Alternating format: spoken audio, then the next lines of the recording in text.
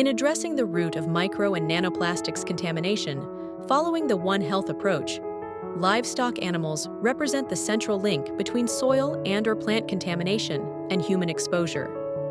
However, studies on their specific role as carriers of micro and nanoplastics along the food chain are still missing. Since its invention, plastic has become a useful material in many everyday products due to its properties and low price. However, more recently, it has become a factor of concern due to its fragmentation into microplastics and nanoplastics. The occurrence and toxicity of micro and nanoplastics in the aquatic environment have been widely investigated, but it is important to note that nearly 80% of marine debris comes from land.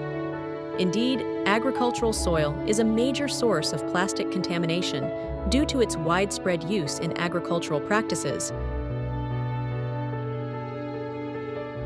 Contamination by micro and nanoplastics is now a globally diffused environmental issue spread across all ecosystems: aquatic, atmospheric, and terrestrial. In particular, the discovery that micro and nanoplastics can be absorbed by the upper parts of edible plants has drawn attention from researchers, the media, and the public regarding their potential impact on human health. This human health implications probably overshadow the importance of ruminants. Indeed, there has been limited investigation on the accumulation and transfer of micro and nanoplastics to ruminants, who convert cellulose and low-value plant nutrients into high-value proteins, making them a prevalent source of protein for the population worldwide. The paucity of reports on micro and nanoplastic contamination in livestock is due to the difficulties in selecting a reliable detection and characterization method and distinguishing between different sources of plastic contamination. This makes it challenging to determine whether plastic fragments originate from raw animal-derived products or their subsequent processing and packaging.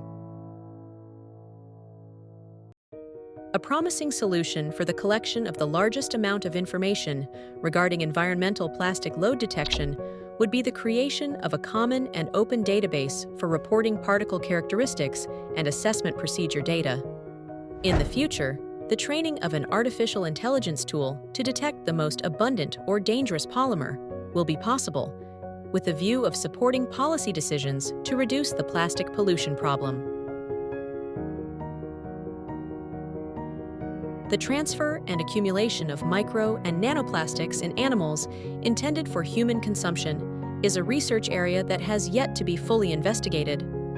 However, evidence suggests that it is of the utmost importance to identify reliable methods for the quantification of the actual environmental plastic load, particularly in livestock products.